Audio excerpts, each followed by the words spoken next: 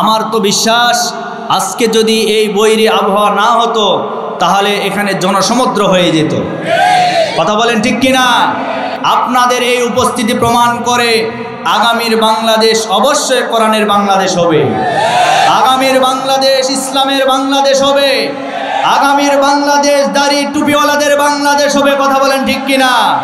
এই বাংলাদেশ গড়তে আমরা কারা কারা রাজি আছি? দুটি হাত তুলে আমরা আল্লাহকে দেখাই। ইসলামের হাওয়া, ইসলামের সুবাতাস আমরা পেতে যাচ্ছি, যার প্রমাণ আমরা ডাকসুর নির্বাচনে পেয়েছি, যার প্রমাণ আমরা ডাকসুর নির্বাচনে পেয়েছি।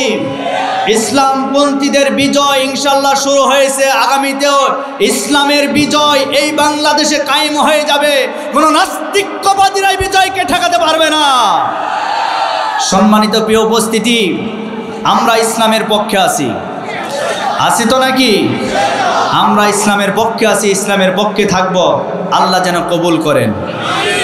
যে আল্লাহ পাক আমাদেরকে সুস্থ রেখেছেন, ভালো রেখেছেন, সে আল্লাহ পাকের প্রতি শুকরিয়া আদায় করি। সকলে বলছে আলহামদুলিল্লাহ।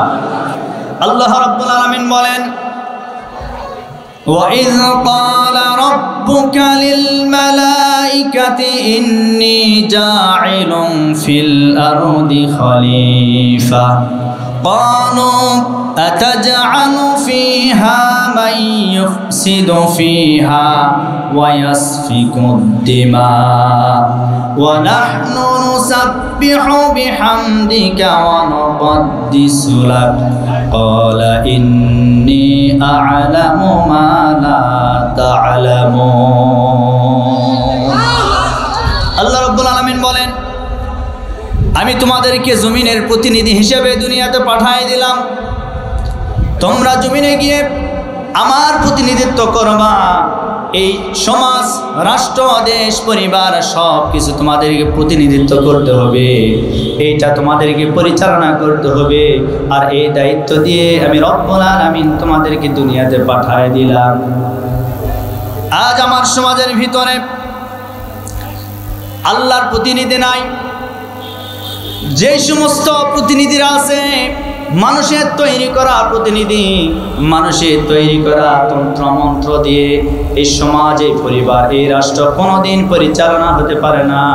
বরং আল্লাহর প্রতিনিধি হতে গেলে, আল্লাহর রাজত্ব পরিচালনা করতে গেলে আল্লাহর কোরআনওয়ালা মানুষদেরকে অবশ্যই সমাজের নেতা বানাতে হবে। আল্লাহর কোরআনের ধারক বাহকেরা যদি এই সমাজের প্রতিনিধির দায়িত্ব পালন করে, এই সমাজের যদি গার্ডিয়ান হয়ে যায়, আমাদের বিশ্বাস এই সমাজের ভিতরে কোনো দুর্নীতি থাকবে না, কোনো সুদ থাকবে না, কোনো ঘুষ থাকবে না। এমনকি মসজিদের জুতা চোরদেরকেও আর খুঁজে পাওয়া যাবে না। এজন্য আল্লাহর প্রতিনিধি বানানোর দরকার আছে না নাই? জোরে বলেন। এই কাজ শুধুমাত্র মসজিদের ইমাম সাহেবের নয়, এ কাজ শুধুমাত্র মসজিদের মুয়াজ্জিম সাহেবের নয়, এ কাজ আমাদের সকলের। এ কাজ আমাদের সকলকে ঐক্যবদ্ধ হয়ে আল্লাহর জমিনে আল্লাহর দ্বীন বাস্তবায়ন এটা যেন হয়ে যায়, এ কাজ আমাদের সকলকে করতে হবে। কথা বলেন আমার ভাইয়েরা। এজন্য রব্বুল আলামিন বলেন, ও পৃথিবীর মানুষেরা, আজকে তোমাদেরকে আমি এই দুনিয়ার জমিনে পাঠিয়ে দিলাম। তোমরা জমিনের ভিতরে বিশৃঙ্খলা সৃষ্টি করিও না, ফাসাদ সৃষ্টি করিও না। ফাসাদ আর বিশৃঙ্খলা সৃষ্টি করা এটা শুধুমাত্র শয়তানের কাজ। জোরে বলেন কার কাজ? এটা হচ্ছে শয়তানের কাজ। আর শয়তানের বন্ধু হওয়া যাবে না। বরং যারা আল্লাহওয়ালা, বরং যাদের ভিতরে কোরআন আছে, যারা আল্লাহকে বিশ্বাস করে, রাসূলকে বিশ্বাস করে, আখিরাতের প্রতি বিশ্বাস স্থাপন করে, এই সমস্ত মানুষদেরকে তোমাদেরকে বন্ধুরূপে গ্রহণ করতে হবে। আমার ভাইয়েরা, এই সমাজের ভিতরে অনেক গর্হিত কাজ, অনেক অন্যায় কাজ, অনেক খারাপ কাজ আছে না নাই? জোরে বলেন আছে না নাই?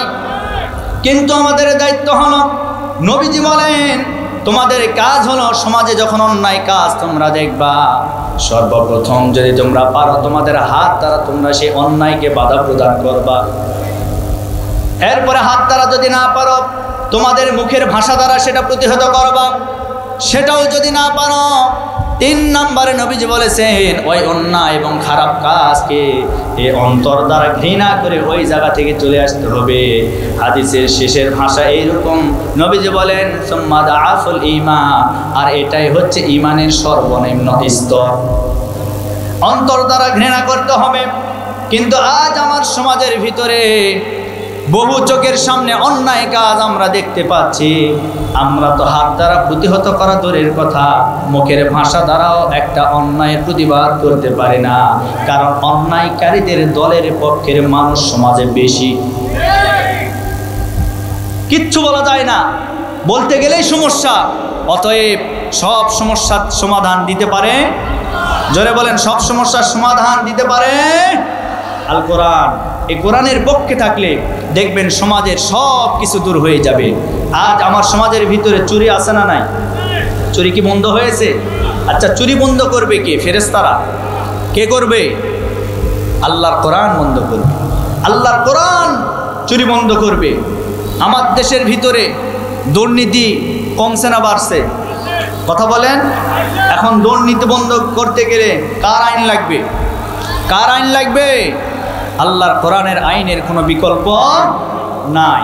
সম্মানিত ভাইরা আমার, আল্লাহ রাব্বুল আলামিন আমাদেরকে আরও নসিহত করে বললেন, শুধুমাত্র তোমাদেরকে আমি প্রতিনিধি নয়, বরং প্রতিনিধির কাজ কি?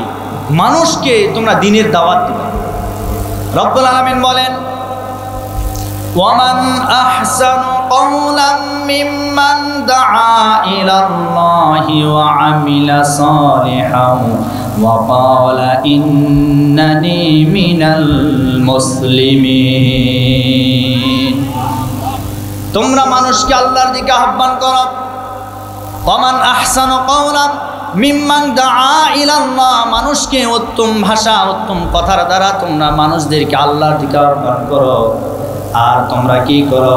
দাআ ইলাল্লাহ, আল্লাহর দিকে আহ্বান করার পরে তোমরা নিজেরাও প্রস্তুত হয়ে যাও মুসলমান হয়ে যাওয়ার জন্য। মুসলমান হয়ে যাও। আমার ভাইয়েরা, আমি আপনাদের সামনে কোরআনে কারীমের একটি আয়াতে কারিমা তেলাওয়াত করেছি, সকলের পরিচিত আয়াত।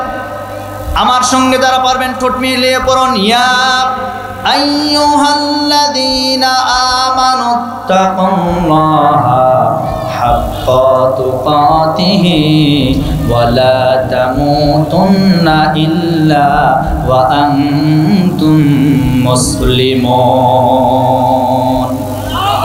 আল্লাহ রাব্বুল আলামিন বললেন, ওহে যারা ঈমানের দাবি করো, যারা ঈমান আনয়ন করেছো, তাদেরকে আল্লাহ বললেন তোমরা আল্লাহকে ভয় করো, যথাযথভাবে ভয় করো। আর তোমরা কি করো? ওয়ালা তামুতুন্না ইল্লা ওয়া আনতুম মুসলিমুন, মুসলমান না হয়ে কবরে আসিও না। আল্লাহ প্রথমে ডাক দিলেন ইমানদারদেরকে, আবার আয়াতের শেষে বললেন তোমরা মুসলমান না হয়ে কবরে আসিও না। তার মানে ইমানদার এক জিনিস আর মুসলমান হচ্ছে আরেক জিনিস।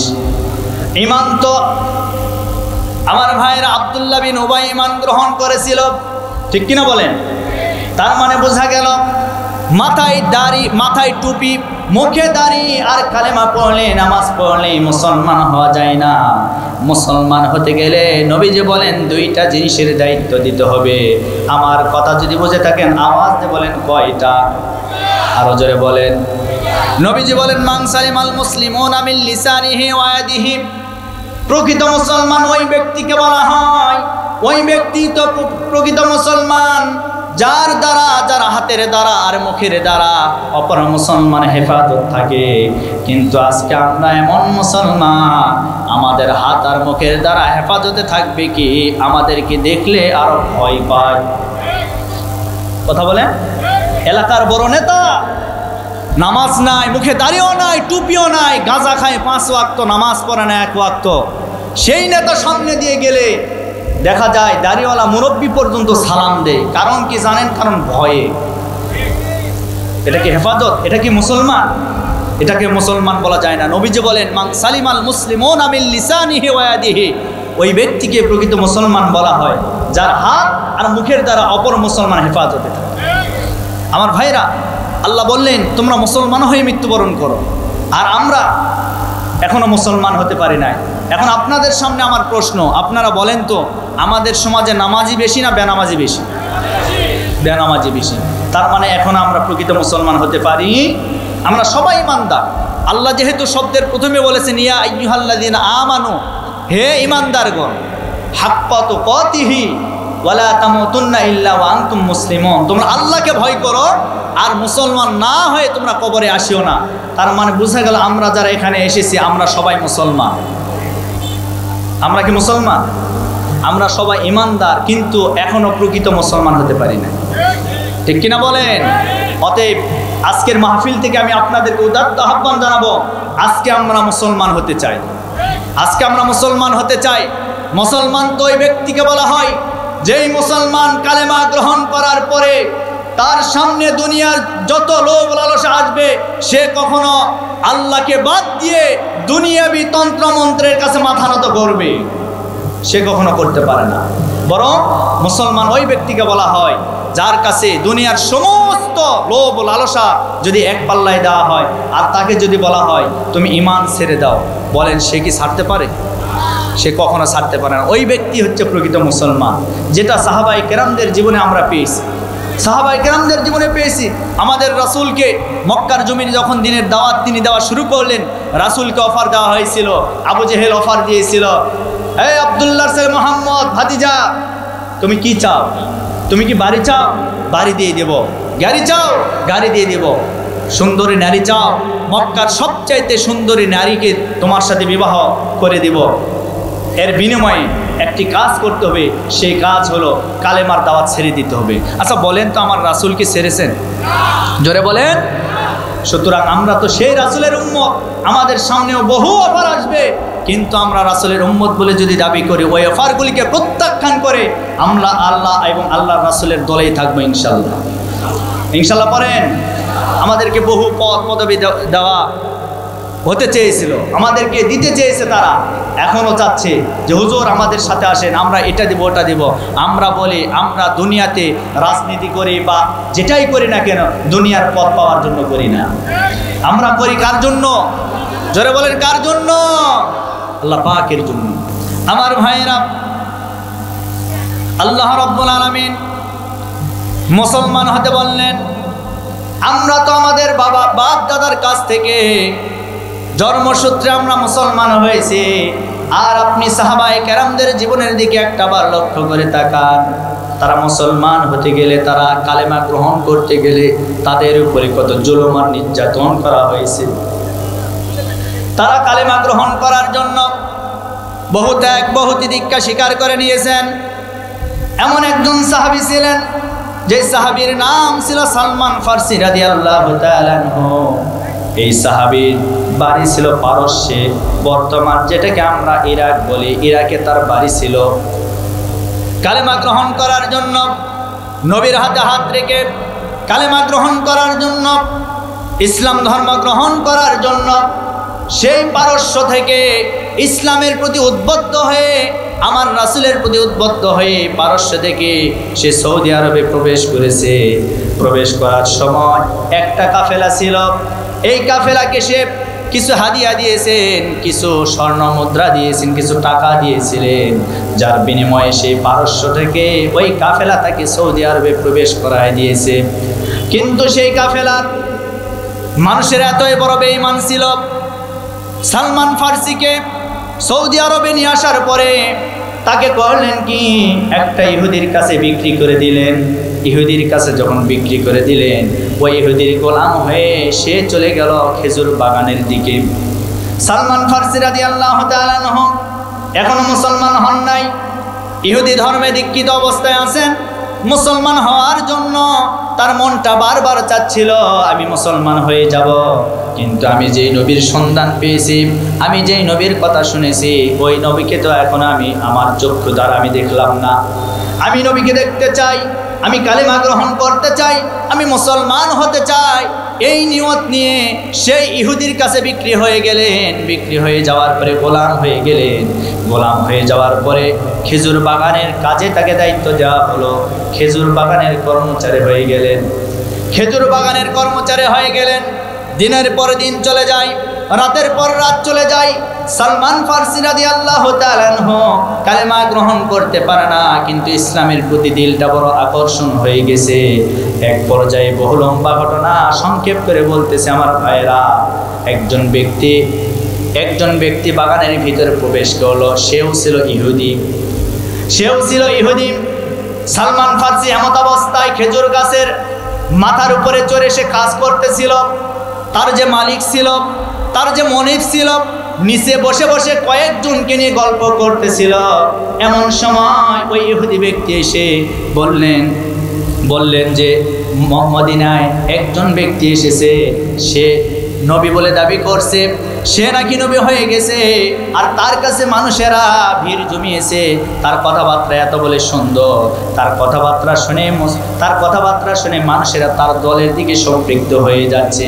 আমার ভাইরা, আল্লাহওয়ালা মানুষ যারা হয় তাদের কথার ভিতরে নম্রতা এবং ভদ্রতা থাকে। কথা বলেন।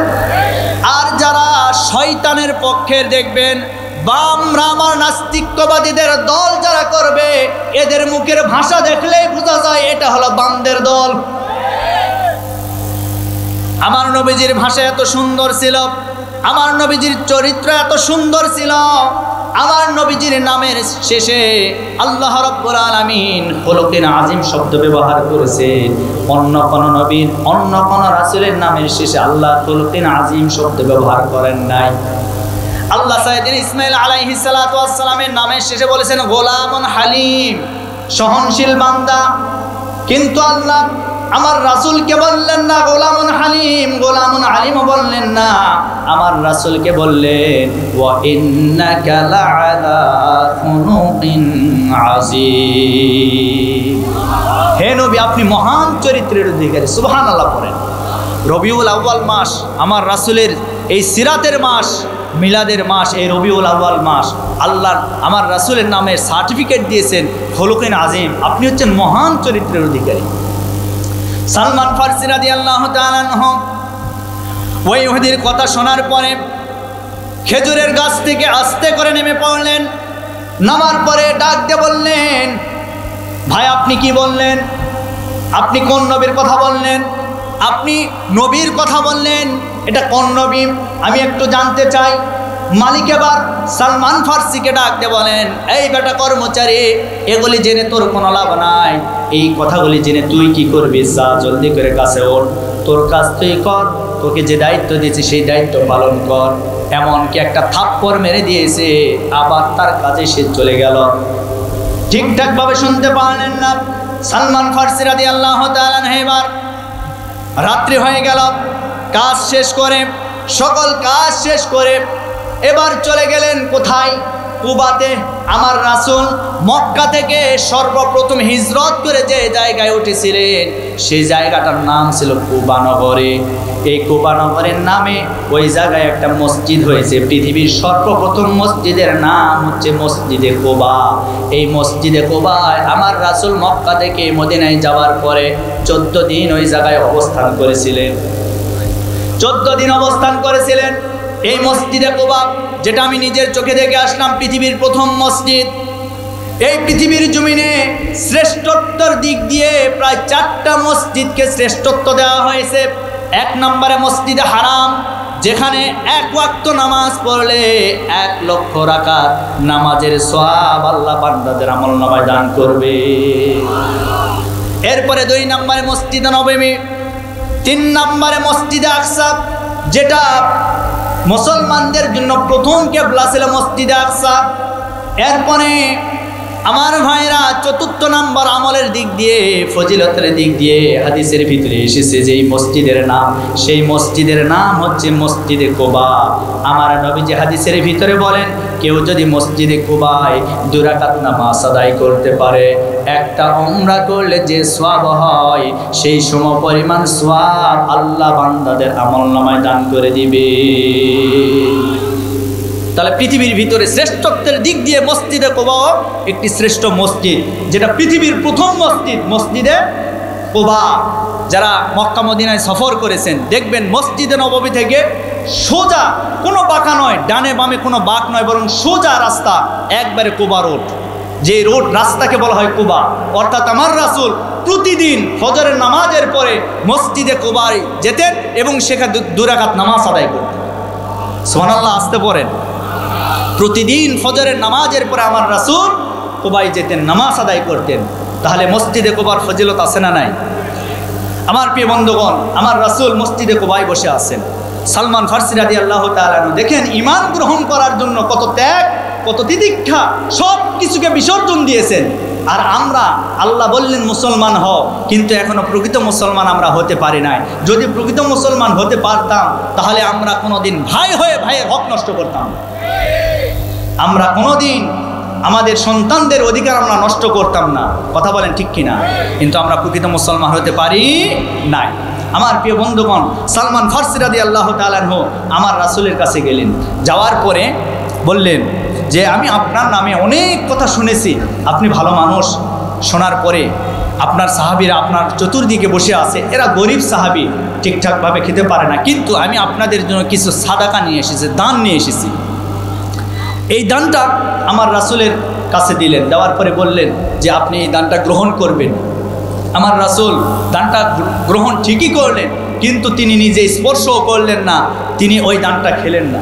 আমি যেটা বলতেছিলাম, আমার রাসূল সেটা গ্রহণ করলেন, কিন্তু তিনি স্পর্শও করলেন না, তিনি খেলেন না যে দানটুকুন দিয়েছেন। কারণ নবী রাসূলদের জন্য দান আর সাদকা খাওয়া এটা বাঞ্ছনীয় নয়, এটা ঠিক না।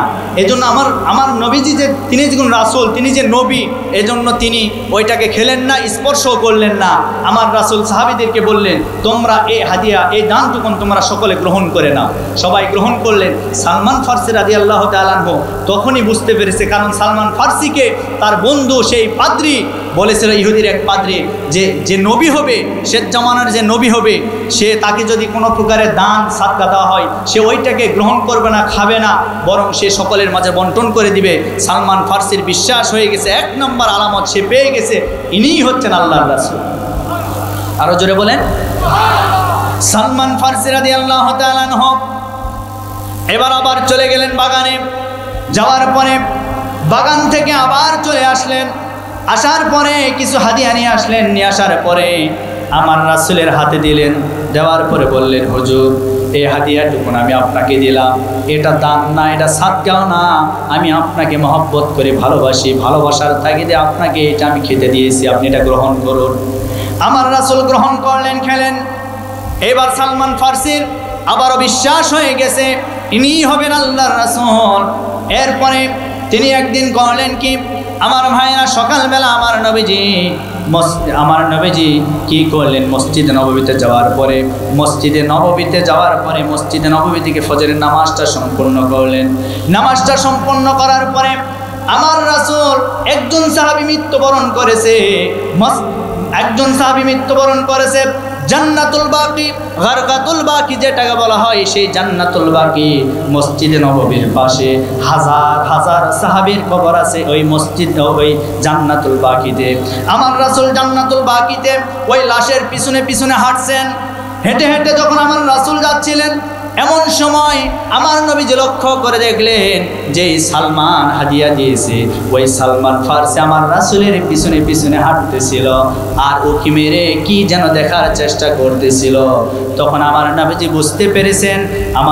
বুঝতে পেরেছেন যে এই ভাইটা, এই যুবকটা, এই মানুষটা সালমান ফারসি হয়তোবা আমার পিঠের উপরে যে মোহর আছে, নবুয়তের যে মোহর, এই মোহরটা দেখতে চাচ্ছেন। তখন আমার রাসূলের শরীর মোবারকে যে চাদরটা ছিল, আস্তে করে চাদরটা একটু ফাঁক করলেন আর ওই মোহরটা ওপেন হয়ে গেল। সালমান ফারসি রাদিয়াল্লাহু তাআলা আনহু আমার রাসূলের পিঠের যে মোহর আছে, নবুয়তের মোহর, ওই মোহরটা লক্ষ্য করলেন। আর লক্ষ্য করার পরে দেখার সাথে সাথে আমার রাসূলের হাতে হাত রেখে বললেন, হুজুর আমার বিশ্বাস হয়ে গেছে আপনি আখির জামানার পয়গাম্বর। এই মুহূর্তে আমি আর ভুলের পথে থাকতে চাই না, আপনি আমাকে কালেমা পড়ে মুসলমান বানায় দেন। আরো জোরে বলি সুবহানাল্লাহ। সালমান ফারসি মুসলমান হয়ে গেল। অনেক লম্বা ঘটনা। সালমান ফারসির নামে একটি খেজুর বাগান আছে। এই খেজুর বাগানের একটি ঘটনা আছে। আমার রাসূল সালমান ফার্সিকে বললেন, সালমান ফার্সি তুমি তো মুসলমান হয়ে গেছো, এখন তোমাকে মুক্ত করতে হবে। মুক্ত করার জন্য তোমার মালিক কি চায়, যাও তোমার মালিকের কাছে প্রশ্ন দাও। এইবার সালমান ফার্সি মালিকের কাছে চলে গেলেন। যাওয়ার পরে বললেন, মালিক আমি মুক্তি পেতে চাই, আপনি এর বিনিময়ে কি চান? মালিকও সালমান ফার্সিকে ছাড়তে নারাজ, এজন্য কঠিন শর্ত জুড়ে দিলেন। শর্তটা এইরকম, 1 নম্বর শর্ত দিলেন, আমার শর্ত হলো তোমাকে আমি ছাড়তে পারি যদি আমাকে 300 খেজুরের গাছ, খেজুরের চারা যদি রোপণ করে দিতে পারো, তাহলে আমি তোমাকে ছাড়তে পারবো। আর 2 নম্বর শর্ত হলো 40 ওকিয়া যদি স্বর্ণ তুমি আমাকে দিতে পারো, তাহলে আমি তোমাকে ছেড়ে দেব।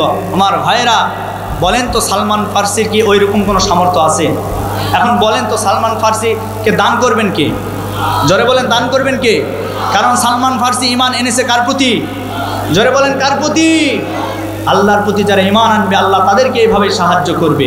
সালমান ফার্সি আমার রাসূলের কাছে গেলেন, বললেন, হুজুর এই অবস্থা, আমাকে শর্ত দিয়েছেন।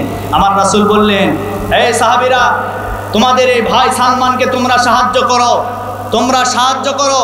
কোনো সাহাবী 30টা, কোনো সাহাবী 20টা, কোনো সাহাবী 10টা, এইভাবে প্রত্যেকে যার যেমন সামর্থ্য আছে সকলে মিলে 300টা খেজুরের চারা তাকে দান করে দিলেন। আমার ভাইরা, ইসলামের আলোকে নিভানোর হাজারো ষড়যন্ত্র আমার দেশে আছে না নাই? কিন্তু মনে রাখবেন, ইসলামের আলো নিভানোর আজ ষড়যন্ত্র আজ নতুন নয়, বিগত দিনেও সেই আবু জেহেল, উতবা, সাইবা, ওয়ালিদ বিন মুগিরারা চেষ্টা করেছিল, কিন্তু তারা পারে নাই। আজকের এই স্রোতধারা, এই স্রোতধারাকে কেউ আটকাতে পারবে না। কারণ সমুদ্রের সামনে যদি কেউ সমুদ্রের স্রোতকে আটকানোর জন্য শোলা দিয়ে যদি আটকানোর চেষ্টা করে, বুঝতে হবে সেই শোলা সহ সেই ব্যক্তি সমুদ্র ভেসে নিয়ে সমুদ্রের গভীরে তাকে নিক্ষেপ করবে। সুতরাং কোরআনের এই মাজলিস, কোরআনের এই আন্দোলনকে নিস্তব্ধ করে দেওয়ার জন্য যেই সমস্ত নাস্তিকবাদীরা বাংলাদেশের জমিনে চেষ্টা করে যাবে, আমরা মনে করব সমুদ্রের সামনে যেইভাবে দাঁড়ালে সমুদ্র তাকে নিক্ষেপ করে ফেলে দেয়, এই কোরআনের সমুদ্রের সামনে যারাই থাকবে তাদেরকেও আবু জেহেল, উতবা, সাইবার মতো নিক্ষিপ্ত হতে হবে। কথা বলেন ঠিক কিনা? আমরা কোরআনের সৈনিক আছি না নাই? আমরা আছি না নাই? আমরা ইসলামী আন্দোলনের পক্ষে থাকতে রাজি আছি না নাই? আল্লাহ যেন কবুল করে, বলে আল্লাহুম্মা আমিন। আরো জোরে বলেন আল্লাহুম্মা আমিন। আমার প্রিয় বন্ধুগণ, আমি বলতেছিলাম আমরা মুসলমান হতে চাই। আমরা কি হতে চাই? আমরা মুসলমান হতে চাই। আমরা বাপদাদার পৈতৃক সম্পত্তি হিসেবে আমরা পেয়েছি, আমরা মুসলিম, কিন্তু প্রকৃত মুসলমান এখনো হতে পারি। যদি হতে পারতাম, আল্লাহ কোরআনে বলতো না, ওয়ালা তামুতুন্না ইল্লা ওয়া আনতুম মুসলিমুন, তোমরা মুসলমান না হয়ে কবরে আসিও না, এই কথা বলতে পারতেন না। অতএব আমরা সাহাবীরা যেভাবে মুসলমান হয়েছে, সাহাবীরা যেভাবে ঈমান গ্রহণ করেছে, ওই ঈমান আমরাও গ্রহণ করতে চাই। কথা বলেন ঠিক কিনা? আমার প্রিয় বন্ধুগণ, আমি আপনাদেরকে বলতেছিলাম, সালমান ফার্সি রাদিয়াল্লাহু তাআলা আনহু ঈমানের গুণে গুণান্বিত হয়ে জান্নাতের সার্টিফিকেট নিয়ে দুনিয়া থেকে বিদায় নিয়েছেন, যার একটি মাত্র কারণ, সে সব কিছু ত্যাগ করে দিয়েছে শুধুমাত্র ঈমানের জন্য। ঠিক কিনা বলেন? আমার প্রিয় বন্ধুগণ, সালমান ফার্সি রাদিয়াল্লাহু তাআলা আনহু এবার আমার রাসূলের কাছে এসে যখন বললেন যে আমাকে শর্ত দিয়েছে 2টা, মনে আছে আপনাদের? শর্ত কয়টা? 2টা। 1 নম্বর শর্ত, 300টা খেজুরের চারা রোপণ করে দিতে হবে। আমার নবীজি সমস্ত সাহাবীদের বললেন, ও সাহাবীরা, তোমরা তোমাদের ভাইকে সাহায্য করো, তোমরা তোমাদের ভাইকে যেভাবে পারো সামর্থ্য অনুযায়ী তোমরা সাহায্য করো। কেউ 20টা, কেউ 30টা, কেউ 10টা, কেউ 15টা, এইভাবে সকলে মিলে 300টা খেজুরের গাছ সালমান ফার্সি রাদিয়াল্লাহু তাআলা আনহুকে দিয়ে দিলেন, দান করে দিলেন। এবার আমার নবীজি সালমান ফার্সিকে বললেন, সালমান ফার্সি, যাও, তুমি চলে যাও বাগানে। যাওয়ার পরে 300টা চারা রোপণ করার জন্য তুমি গর্ত খনন করবে, জায়গা খনন করবে, জায়গা তৈরি করবে। যাও, তুমি চলে যাও। এইবার সালমান ফার্সি রাদিয়াল্লাহু তাআলা আনহু চলে গেলেন বাগানে। যাওয়ার পরে 300টা গর্ত খনন করলেন। গর্ত খনন করার পরে আমার রাসূলের কাছে আসলেন, এসে ডাকতে বলেন, হুজুর আমার গর্ত খনন হয়ে গেছে, এখন শুধুমাত্র চারা লাগানো বাকি আছে। এইবার আমার নবীজি সাহাবীদেরকে বললেন, ও সাহাবীরা, এই 300টা চারা তোমাদেরকে লাগাতে হবে না, আমি নিজের হাত দ্বারা চারা লাগাতে চাই, তোমরা শুধু আমাকে একটু সাহায্য করবা। আমার রাসূল চলে গেলেন বাগানে। যাওয়ার পরে একটা একটা করে 300টা চারা আমার রাসূলের হাত দ্বারা, নিজের হাত দ্বারা রোপণ করলেন। 300টা চারা যখন রোপণ করলেন, রোপণ করার পরে সাহাবায়ে কেরামদেরকে বললেন, ও সাহাবীরা, তোমরা এগুলিতে পানি ঢালো, পানি দাও। সমস্ত সাহাবীরা সাহায্য করলেন, গাছের গোড়ায় পানি দিলেন, গাছের মাথায় পানি দিলেন, এরপরে যেখানে যা করা দরকার সব কিছু করলেন। আমার প্রিয় বন্ধুগণ, চারা রোপণ হয়ে গেল, গাছগুলি তরতাজা হয়ে গেল। সেই থেকে শুরু হয়েছে ওই সালমান ফার্সির যে বাগান এখন নামকরণ করা হয়েছে, ওই বাগানে যে খেজুর গাছগুলি আমার রাসূল নিজের হাতে রোপণ করেছিলেন, সেই যে ফল দেওয়া শুরু করেছে, এখন পর্যন্ত ওই গাছ থেকে ফলগুলি হয় কিয়ামত পর্যন্ত ফল উৎপন্ন হবে। আমার রাসূলের হাতের বরকত আছে না নাই? জোরে বলেন, আছে না নাই? আছে। মানে আমার রাসূল এমন রাসূল ছিলেন, এমন নবী ছিলেন, যে নবী একবার যদি আকাশের দিকে আঙ্গুলের ইশারা করত, আসমানের চাঁদকে দ্বিখণ্ডিত হয়ে যেত। সুবহানাল্লাহ, আসতে পড়েন। আমার ভাইরা, আমার রাসূলের বাড়ি আর আবু জেহেলের বাড়ি তো পাশাপাশি।